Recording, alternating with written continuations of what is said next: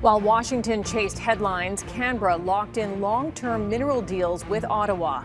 Welcome to Canada Next. Australia quietly chose Canada over the United States for its mineral future. Tonight, I explain why stability beat raw power. Breaking tonight, global mineral strategy just shifted dramatically. Australia didn't wait, they chose. Tensions are rising in democratic supply chains tonight. Washington proposed a massive rare earth partnership, but before America even arrived with billions, Canberra had already made its decision. Canada first. Not America, not Europe, Canada. Everyone believed America would secure Australia's minerals future through sheer economic power. Financial analysts expected Washington to control democratic supply chains. Pundits assumed the US-Australia deal marked America's return as the central hub of global resource strategy.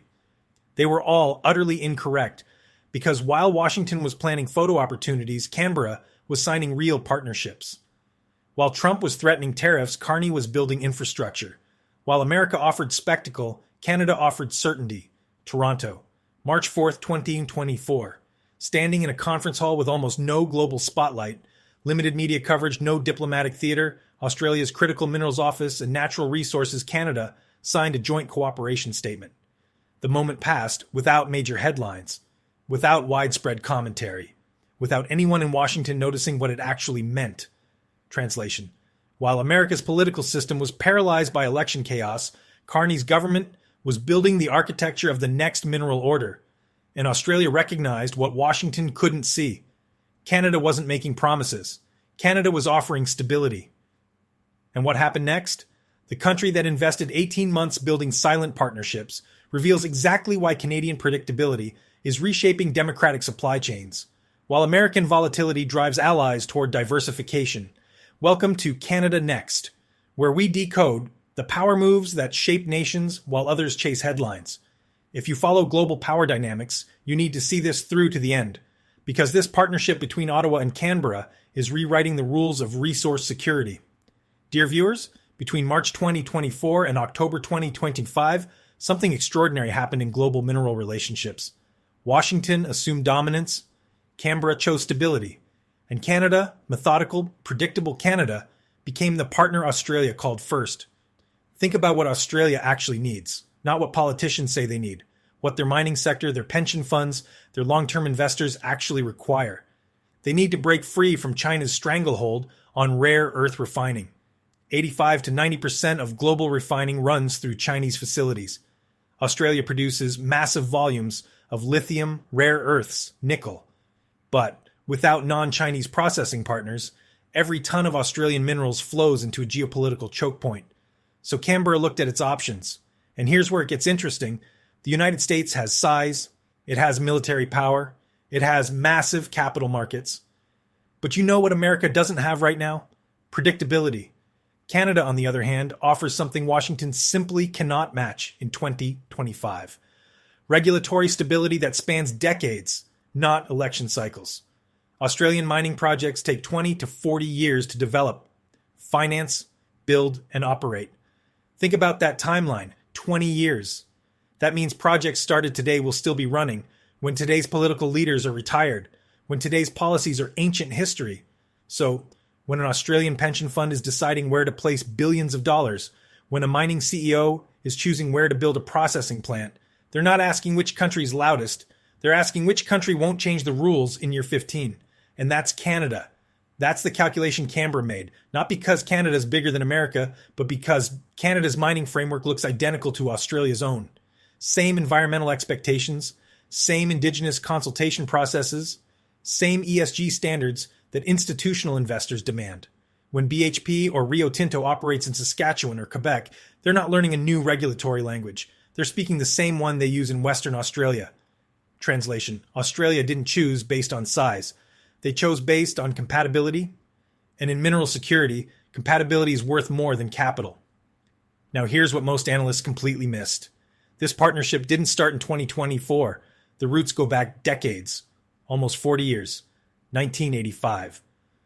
Both countries were reshaping their entire economic foundations at the same time. Massive reforms, opening up mining laws, modernizing investment rules, and they were doing it in parallel without even coordinating. Markets opened up to foreign investment. The frameworks they built, nearly identical.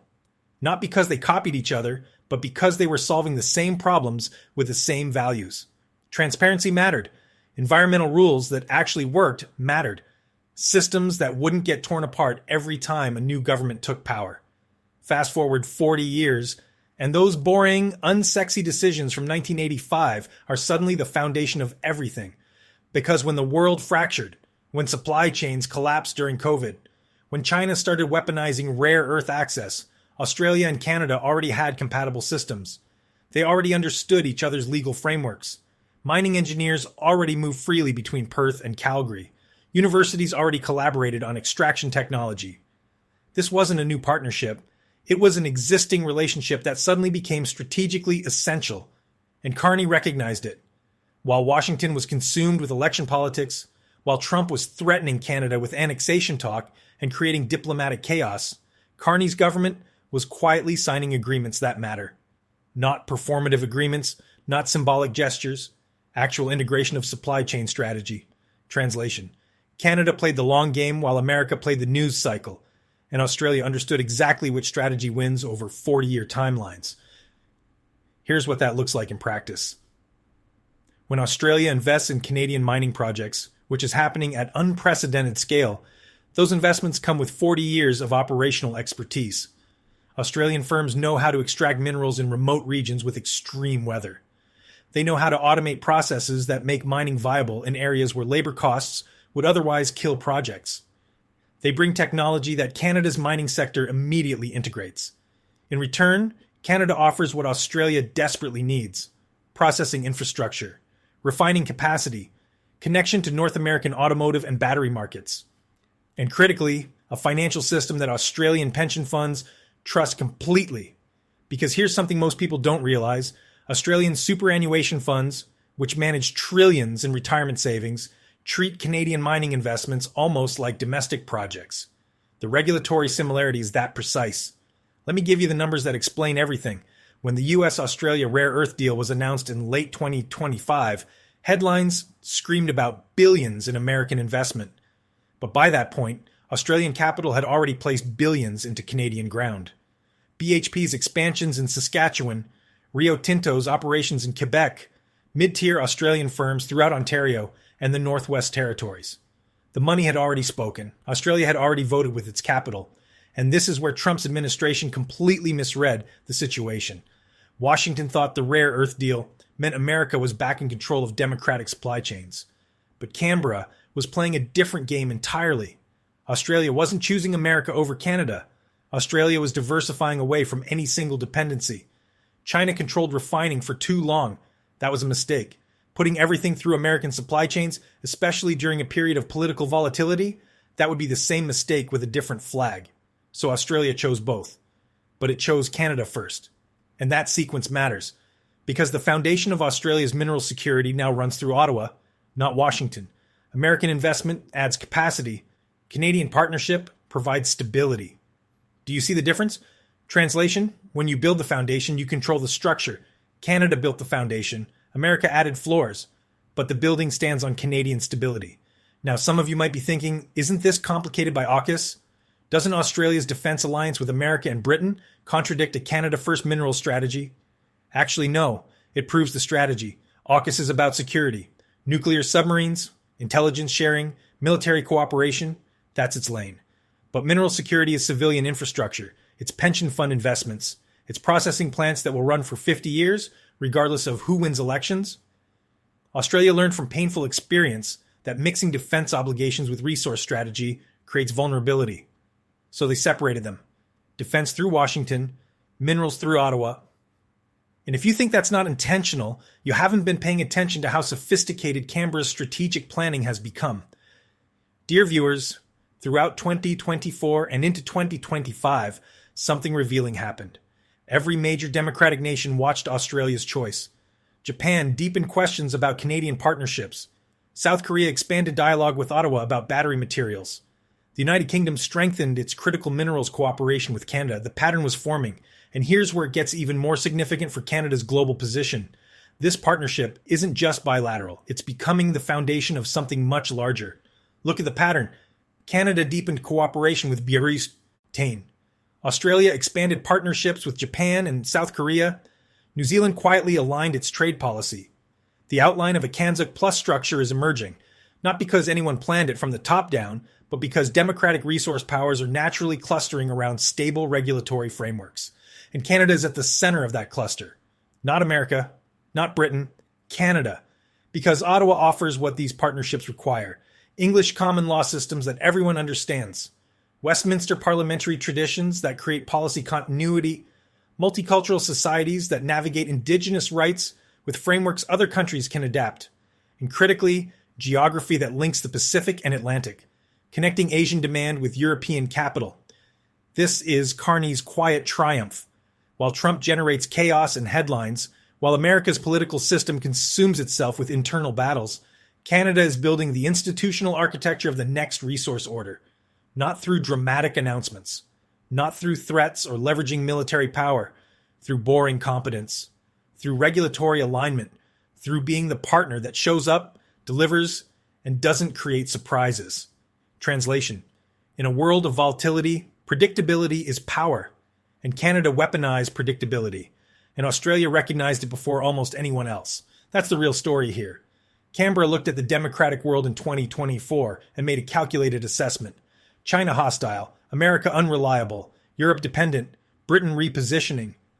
But Canada? Canada ready. Canada stable. Canada offering exactly what 40-year mining projects require. So when you hear about the US-Australia rare earth deal, understand what you're actually seeing. You're seeing Washington trying to catch up to a partnership that was already built.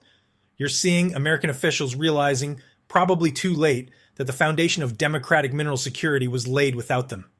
You're seeing the consequences of political chaos meeting long-term strategy. And what happened next? Everything changed. Because if Canada and Australia can build this level of integration, what happens when Britain fully commits its financial sector? What happens when Japan and South Korea, desperate for secure battery materials, formalize their involvement? What happens when New Zealand adds its agricultural and technology strengths? You get a democratic resource bloc that doesn't need China for processing and doesn't depend entirely on America for markets.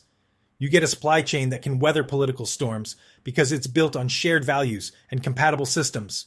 You get what neither Beijing nor Washington currently have: reliability at scale. And that's why Australia chose Canada, not instead of America.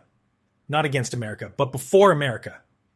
First, because in strategy, sequence reveals priority. And Australia's priority was finding the partner who would still be there in 2045, regardless of who wins elections in 2026, 2028, or 2030. Carney's government understood what Trump's administration missed. Global power in the 21st century isn't just about who has the biggest military or the loudest voice. It's about who becomes essential to supply chains that run for generations. It's about who builds trust when others build walls. It's about who shows up consistently when others swing between extremes. Canada showed up. Australia recognized it. And now, the mineral architecture of the democratic world runs through Ottawa more than Washington realizes. That's the real story behind the headlines. That's why this partnership matters more than any single deal announced in 2025. And that's why, if you're following where power is actually shifting in this decade, you need to be watching what Canada does next. Because while everyone else was distracted, Canada became the partner that matters most. And Australia was smart enough to see it first. If you're someone who follows these geopolitical power shifts, if you want to understand how Canada is quietly reshaping global strategy while others chase headlines, then Canada Next is exactly where you need to be. Hit that subscribe button because we're tracking every move that matters. Look, everything I've shown you tonight comes from a public data and official reporting, but the conclusions, those are mine. You decide what it means.